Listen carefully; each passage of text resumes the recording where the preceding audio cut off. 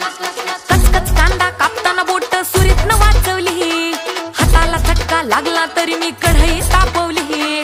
कचकच कांदा कापताना बोट सुरीतनं वाचवली, हाताला चटका लागला तरी मी कढई तापवली।